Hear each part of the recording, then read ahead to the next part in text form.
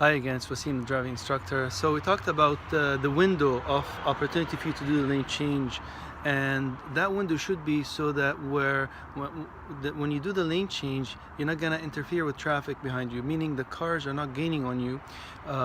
When you see that you have an opportunity to do the lane change, you're not done yet. Stay in the middle of the lane, don't do the lane change yet. What you need to do is you need to check the side mirror and look straight again in front of you, and then check the blind spot like this. So basically, if you're sitting here beside me and you're looking at me right now, okay, when you do your blind spot check, you have to turn not only your head like this, okay, but also turn your shoulder 2 inches this way. And this will allow you to see more traffic in the back. But don't look all the way back like this.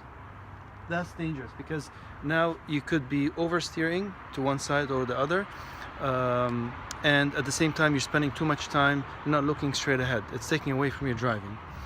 So we talked about now that you did the blind spot check and you realize that there are no cars in your blind spot, because the blind spot check is done so that we check for cars that are not visible in the mirrors.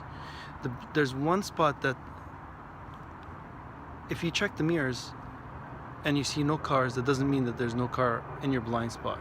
There's a spot that's in your blind area. It's over your shoulder that could be there. And if you don't check your blind spot, you can seriously get into a car crash.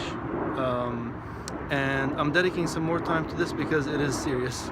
One time I was driving and a student, new driver, I was driving in her blind spot area, and that was my mistake. I learned from my mistake.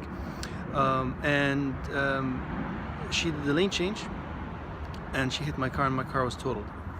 Thankfully I didn't have any serious injuries, or herself, she didn't have any serious injuries, just the car damaged. So that's why it's very important that when you do the lane change, before you make the decision to actually move from the lane you're in to the other lane, stay in the center of your lane, do your blind spot check, and then after you're done with the blind spot check, look straight, wait for 2 more seconds.